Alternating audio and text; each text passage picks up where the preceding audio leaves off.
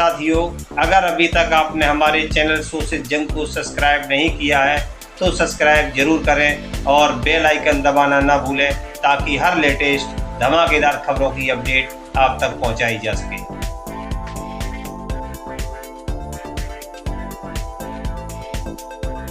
उत्तर प्रदेश के औरैया में समाजवादी पार्टी की विशाल जनसभा।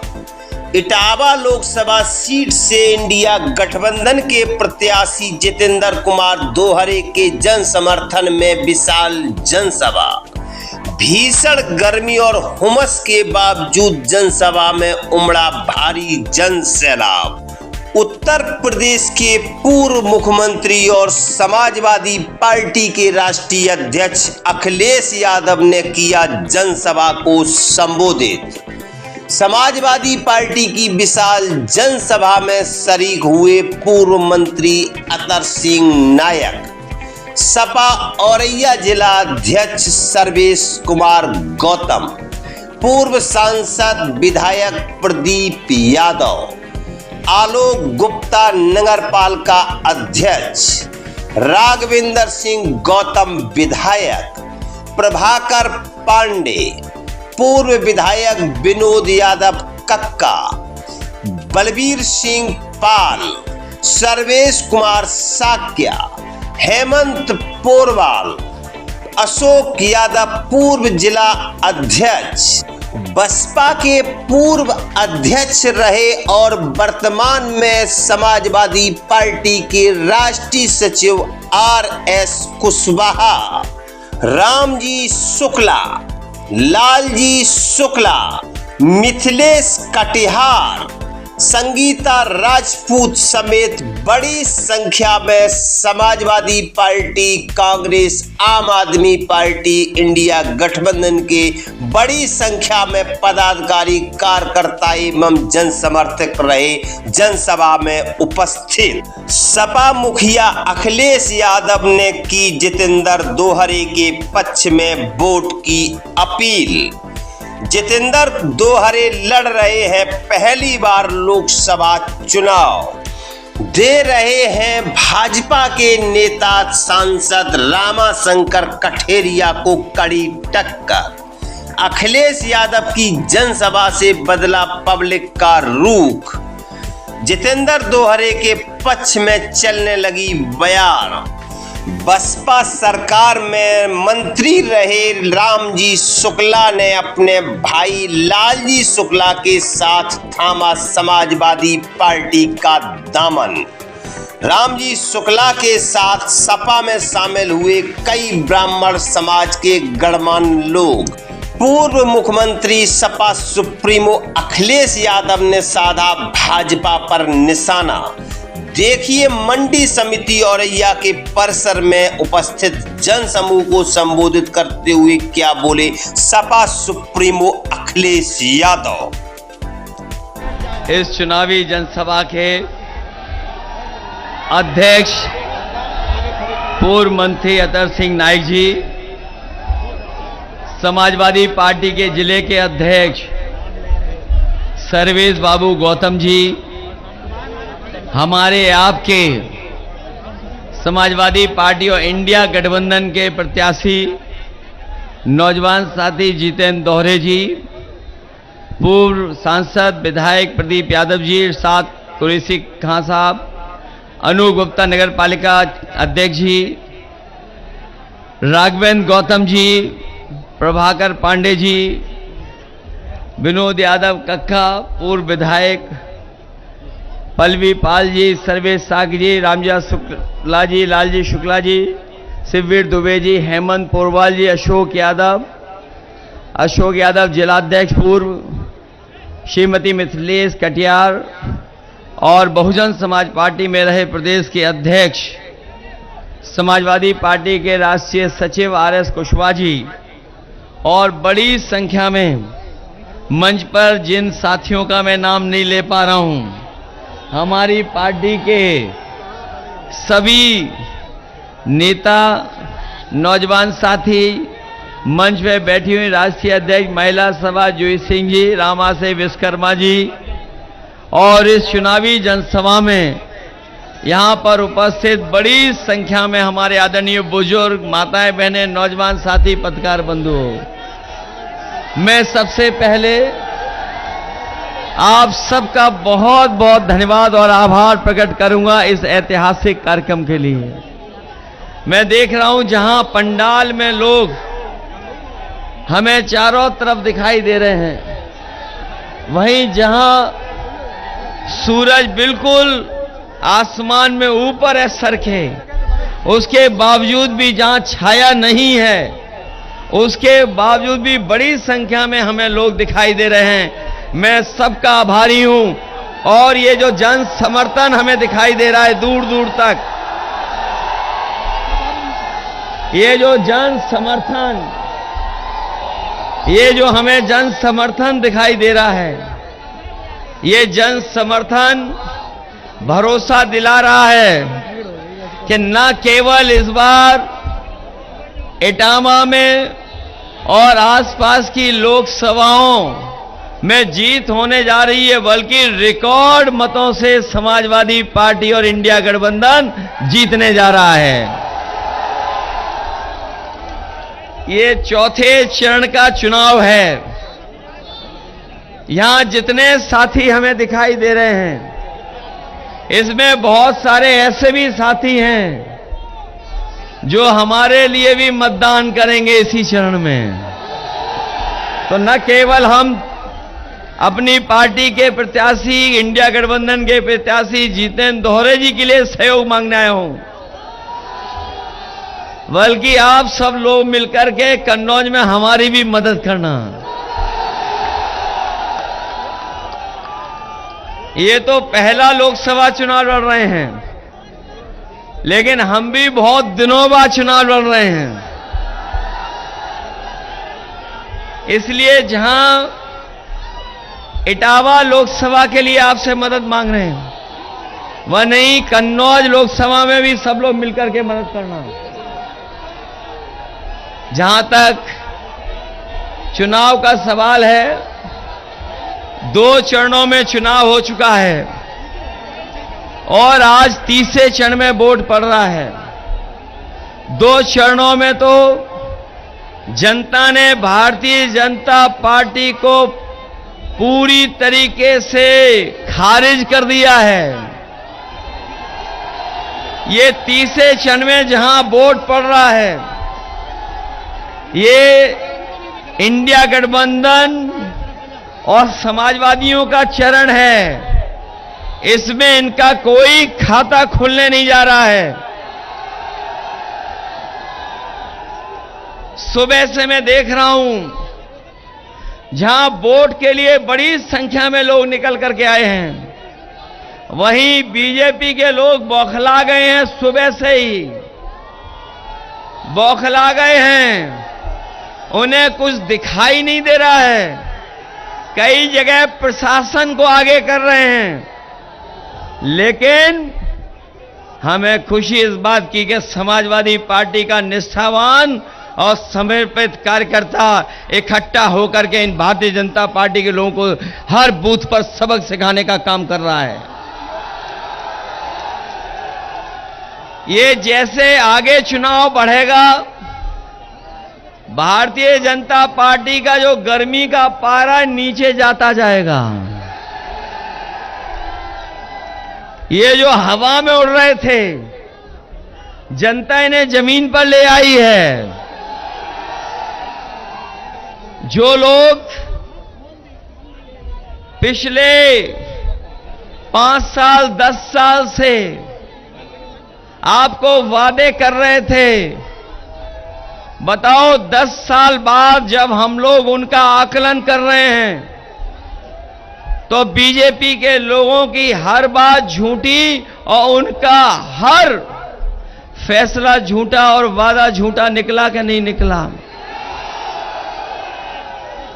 हम और आप लोग मंडी में खड़े हैं जहां कार्यक्रम हो रहा है, और कोई पहली बार नहीं यहां हम लोग हैं इस मैदान में।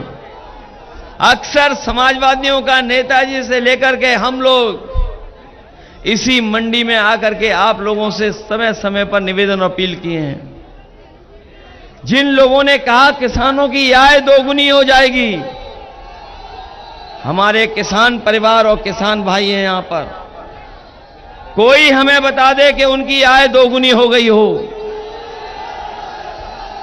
किसी फसल की ये लोग कीमत दिला पाए हों, न लाभकारी मूल्य दे पाए हैं। और जिन लोगों ने ये भरोसा दिलाया था कि किसानों की आय दोगुनी कर देंगे, हमारे किसान भाइयों को क्या क्या नहीं इनको सामना करना पड़ा। एक समय आया जब बीजेपी के लोग 3 काले कानून लेकर के आए थे। यही देश का किसान के खिलाफ खड़ा हो गया और किसान ने विरोध किया, दिल्ली जाकर के घेर लिया। प्रशासन और सरकार के लोगों ने मिलकर के वहां दीवारें बनवा दी, आरसीसी की बड़ी बड़ी दीवारें खड़ी कर दी, कील लगवा दी, पुलिस प्रशासन लगा दिया, सब संसाधन रोक दिए। ट्रैक्टर में आप डीजल नहीं भरवा सकते थे क्योंकि आपको दिल्ली जाने के लिए रोक रहे थे। सालों साल किसान देश का बैठा रहा, 1000 के लगभग शहीद हो गए किसान, लेकिन किसान पीछे नहीं हटा। तभी किसान पीछे हटा जब उसके 3 काले कानून वापस सरकार ने ले लिए। सरकार ने न केवल उन किसानों को अपमानित किया, बल्कि हमने आपने वो समय भी देखा जब लखीमपुर में किसान अपनी मांग को लेकर के निकल पड़े तो इन बीजेपी के लोगों ने उन पर थार चढ़ा दी। उनके किसान और तमाम लोग जो इस आंदोलन में, कई लोगों की जान चली गई। और यही नहीं, अगर जो पढ़े लिखे नौजवान हैं और पत्रकार साथियों से कहना चाहता हूं, जब से बीजेपी की सरकार आई है पूरे देश में लगभग 1 लाख किसानों ने आत्महत्या की है। 1 लाख किसान आत्महत्या कर चुका है जब से भारतीय जनता पार्टी की सरकार आई है। क्या हमें कोई बताएगा कि जिस देश का किसान आत्महत्या के लिए मजबूर हो वो कैसे खुशहाल हो जाएगा?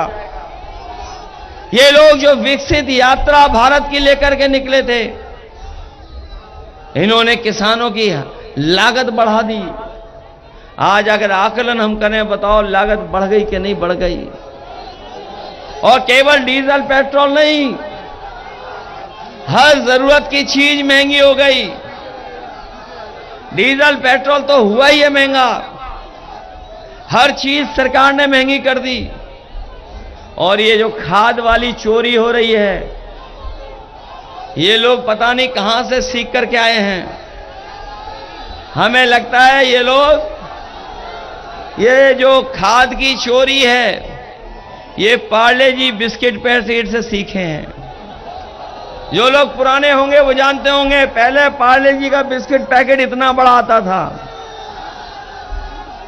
जैसे जैसे महंगाई बढ़ी, उन्होंने मुनाफा कमाना शुरू किया और उन्होंने, बताओ, पैकेट में बिस्किट कम करना शुरू कर दिया कि नहीं कर दिया?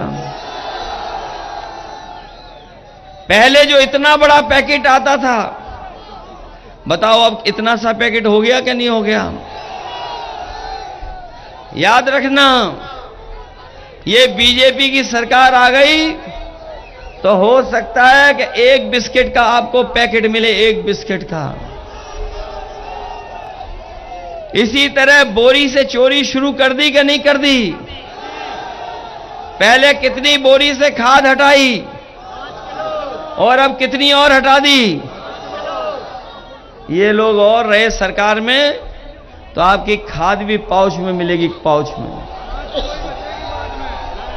ये नौजवान जो आज से 5 साल पहले, 10 साल पहले जिन्होंने मोटरसाइकिल खरीदी होगी, बताओ मोटरसाइकिल की कीमत क्या थी पहले?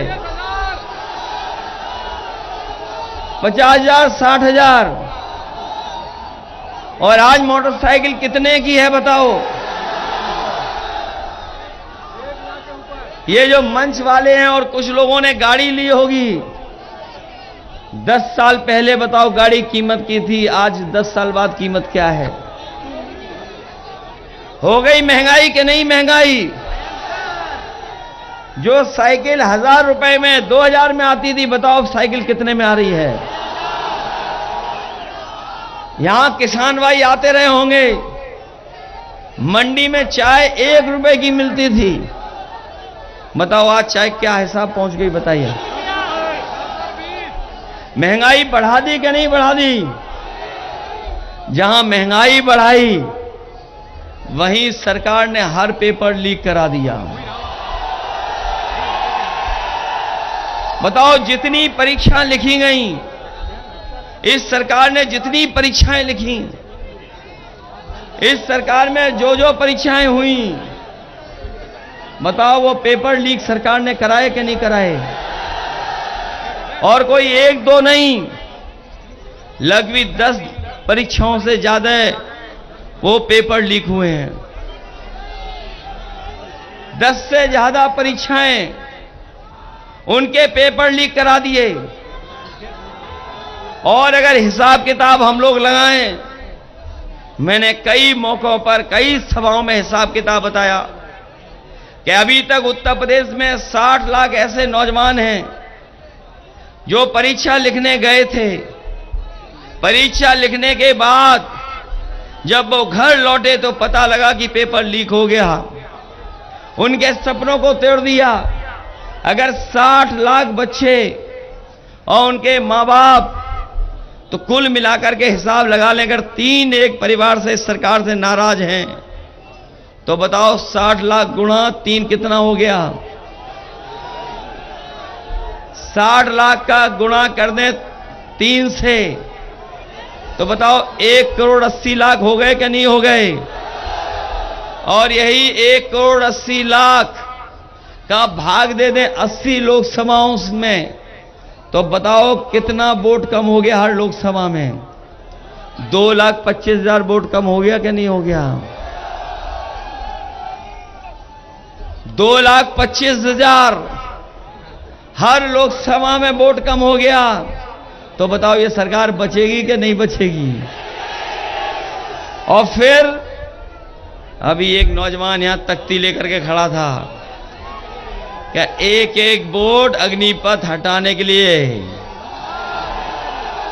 ये जो अग्निवीर की नौकरी है, हमारे फोर्स के जवान खड़े हैं, आर्मी के रिटायर्ड हैं, हम इनको और अपने नौजवानों को ये भरोसा दिला के जा रहे हैं, आने वाले समय में इंडिया गठबंधन की सरकार बनने जा रही है, अग्निवीर वाली व्यवस्था हमेशा हमेशा के लिए खत्म हो जाएगी।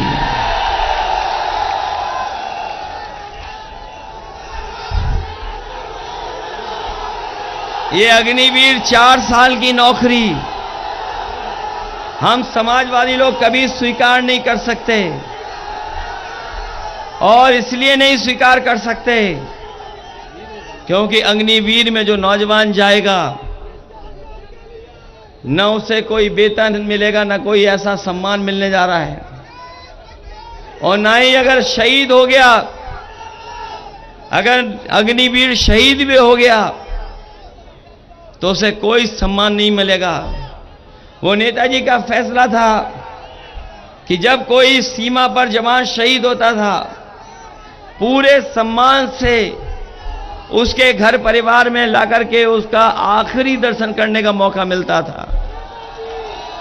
यह नेताजी का फैसला था फौज के लिए, फोर्सेस के लिए।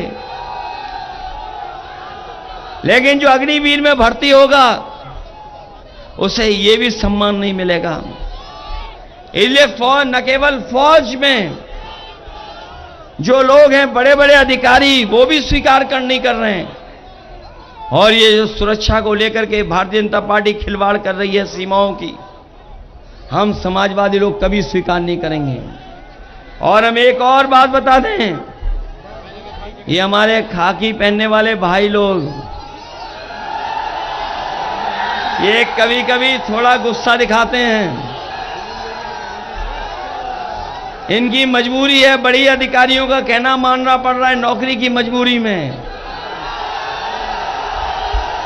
मन से तो ये भी सरकार के खिलाफ हैं। मैं इन्हें बताना चाहता हूं कि अभी तो अग्निवीर 4 साल की नौकरी हुई है,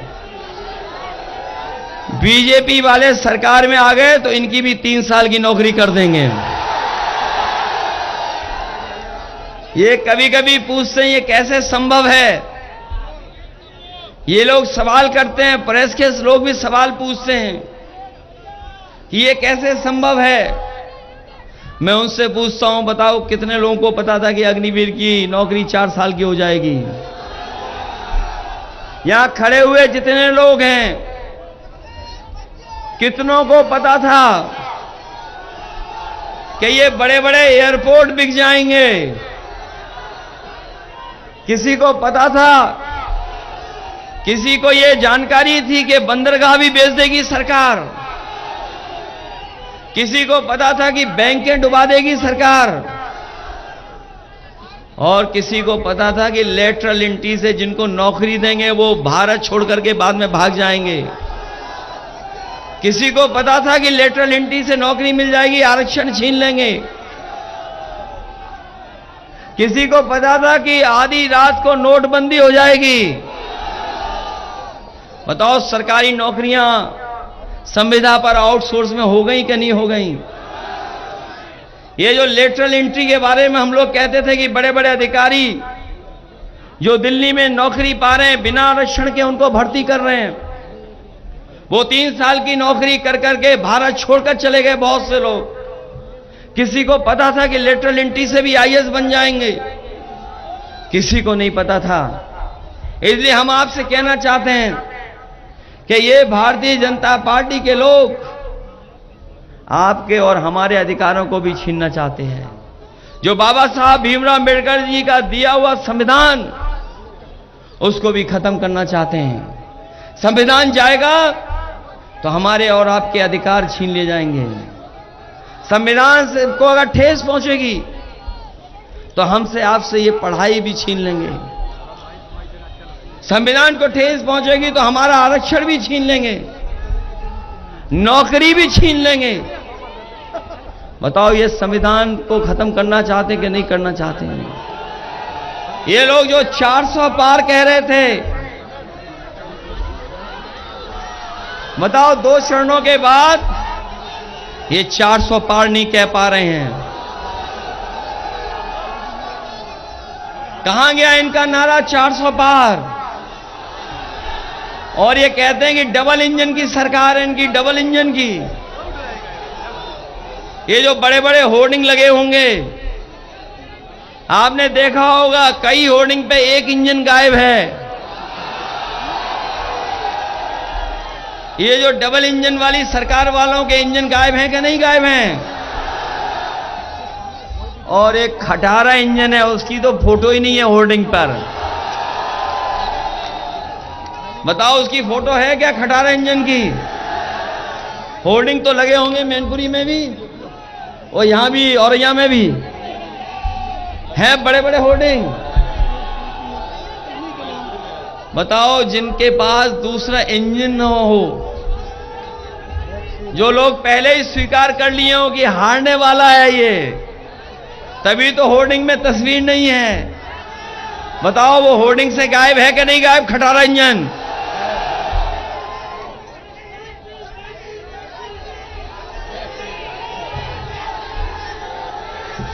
ये खटारा इंजन इसलिए गायब है क्योंकि वो दिल्ली वाले जानते हैं कि जीतने वाला नहीं है।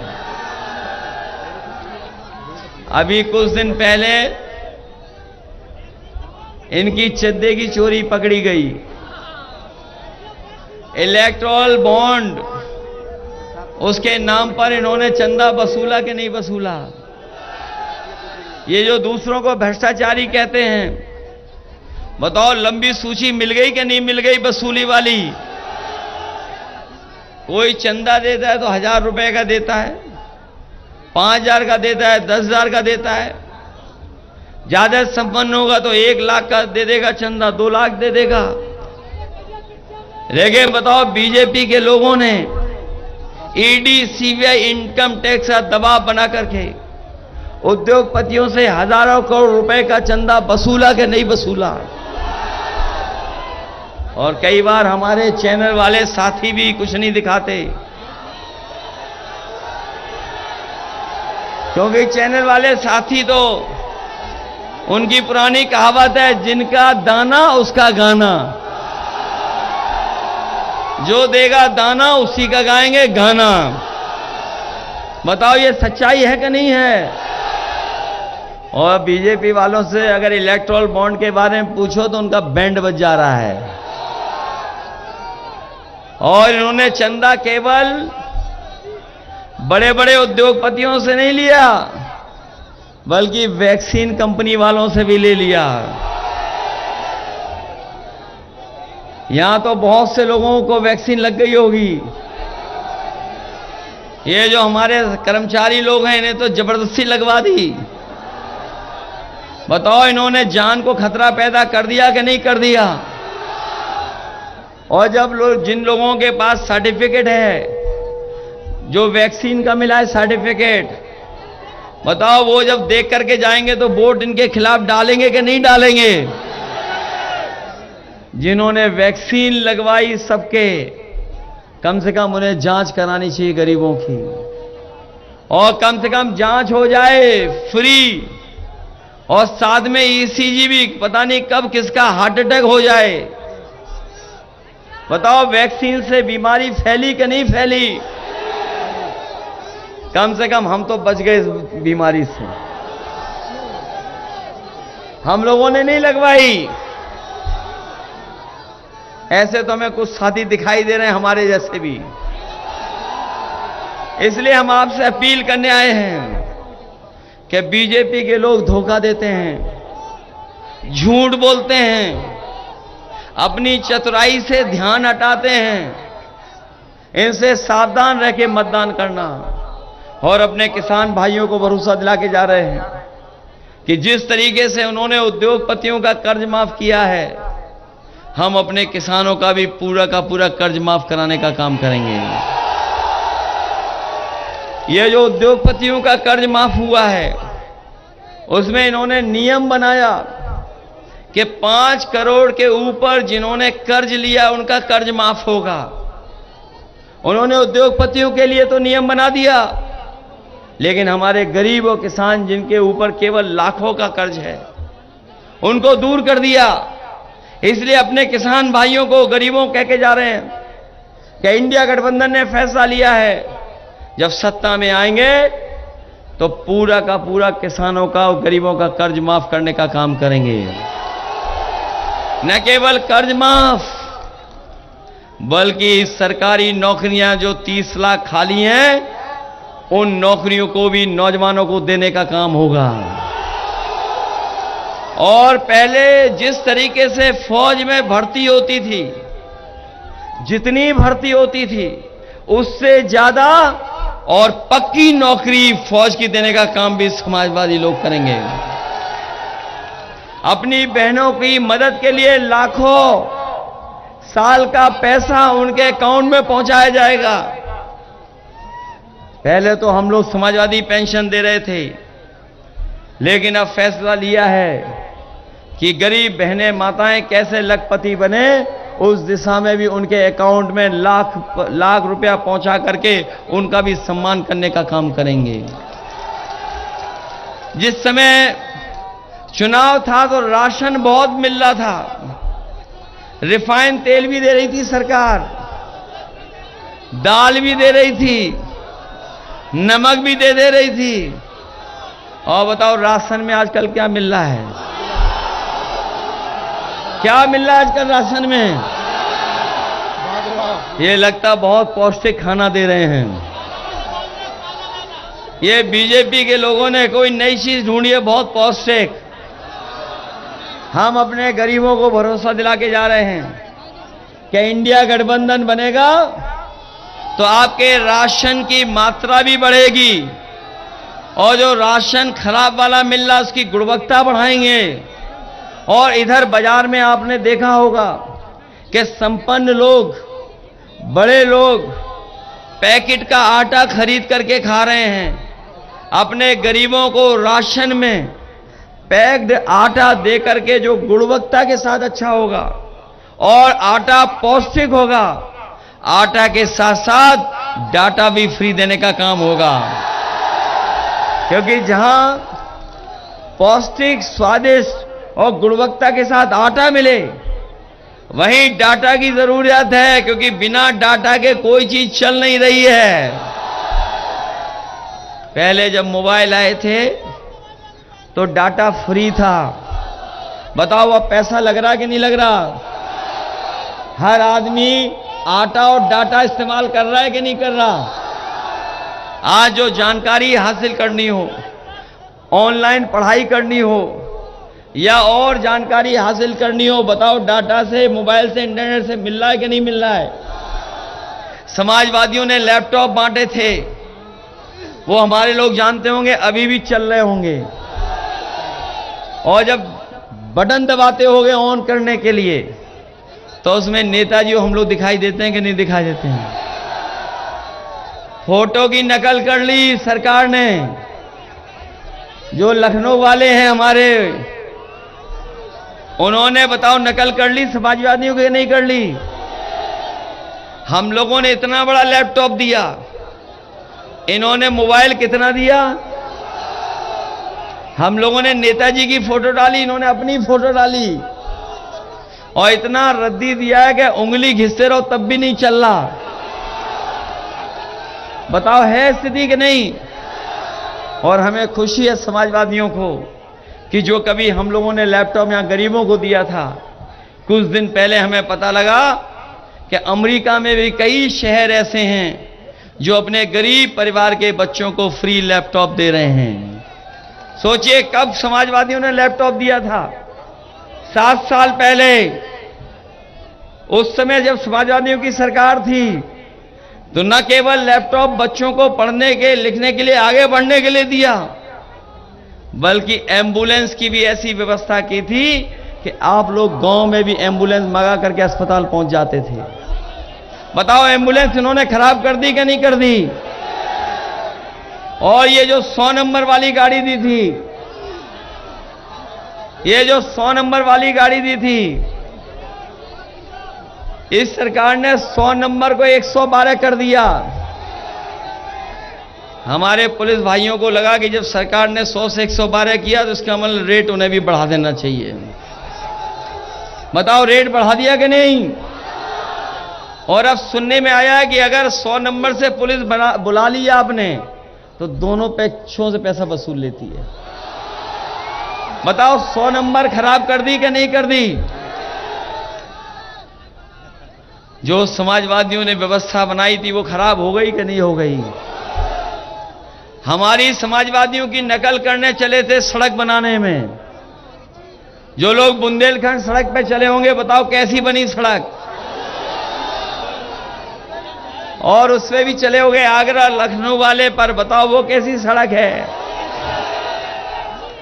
हमारे मुख्यमंत्री जी को पता ही नहीं था, वो दिल्ली सड़क ले जाना चाहते थे, लेकिन बताओ हमारे आपके घर में बीच में पहुंचा दी कि नहीं पहुंचा दी? और बनती अच्छी सड़क और कैसी बनाई इन्होंने? पहले तो चौड़ी नहीं है, जितनी चौड़ी होनी चाहिए चौड़ी नहीं है, और अगर उस सड़क पे चलोगे, अगर तेज चले तो बताओ कमर चली जाए कि पेट दर्द होगा यही नहीं पता है। बताओ पैसा लूटा इन्होंने कि नहीं लूटा बनाने में? इसलिए आप सबसे हम निवेदन करने आए इस चुनाव में।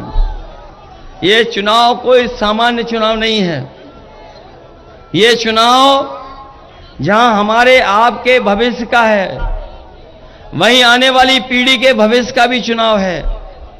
और ये सत्ता में आ गए तो ये संविधान को बदल देंगे।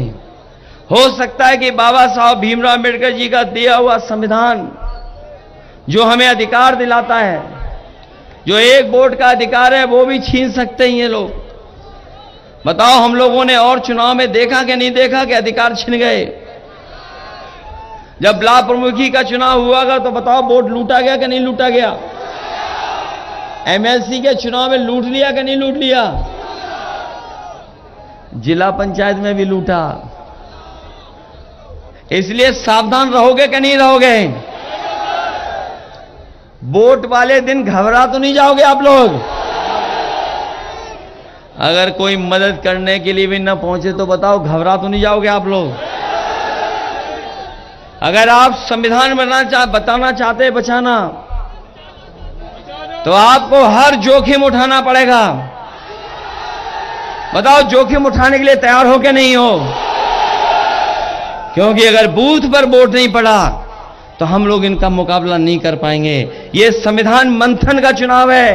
एक तरफ वो लोग हैं जो संविधान को खत्म करना चाहते हैं, संविधान के भक्षक लोग हैं, और दूसरी तरफ हम और आप लोग इंडिया गठबंधन के लोग वो हैं जो संविधान की रक्षा करना चाहते हैं। बताओ, संविधान की रक्षा करेंगे कि नहीं करोगे? ये तो औरैया अपने घर के लोग हैं, ये जिला अलग हो गया है, लेकिन ये सब घर परिवार के लोग हैं। हम अपने संगठन के लोगों को भरोसा दिलाते हैं और कहेंगे कि जो हमारे निष्ठावान और कर्मठ कार्यकर्ता हैं, अभी चाहे हम मिल पाए न मिल पाए, लेकिन चुनाव के बाद जो हमारे निष्ठावान कार्यकर्ता हैं उनसे जरूर मिला करके उनसे परिचय कराने का काम हमारे संगठन के लोग करें। इसलिए अपना बूथ जिताओगे। ये हमारे बहुत सारे साथी हैं, वो जानते हैं कि ओल्ड पेंशन स्कीम भी हम लोग बहाल कर देंगे। बताओ, ओल्ड पेंशन स्कीम चाहते थे आप लोग के नहीं चाहते थे? तो इसलिए बहुत से बदलाव करने हैं। जो उत्तर प्रदेश का विकास रुका पड़ा है उसको आगे बढ़ाना है, वहीं अपने किसानों को और नौजवानों को नौकरी देकर के उनको खुशहाल बनाने का काम हम सब लोग मिलकर के करेंगे। मुझे पूरा भरोसा है इस चुनाव में आप लोग मदद करेंगे। वहीं मुझे खुशी है इस बात की कि पूर्व मंत्री एवं विधायक श्री रामजी शुक्ला जी और उनके भाई लालजी शुक्ला जी आज दोनों समाजवादी पार्टी में न केवल ये लोग हैं बल्कि इनके हजारों समर्थक भी आज समाजवादी पार्टी में शामिल हुए हैं। मैं अपनी तरफ से और समाजवादी पार्टी की तरफ से इनका और इनके तमाम सहयोगी साथियों का बहुत बहुत स्वागत और बहुत बहुत बधाई देता हूं। साथ में सुधीर गुप्ता जी, राजेश राजपूत जी, आशीष चतुर्वेदी जी जो आज समाजवादी पार्टी में बड़ी संख्या में साथ आ रहे हैं, मैं उनका भी बहुत बहुत धन्यवाद देता हूं।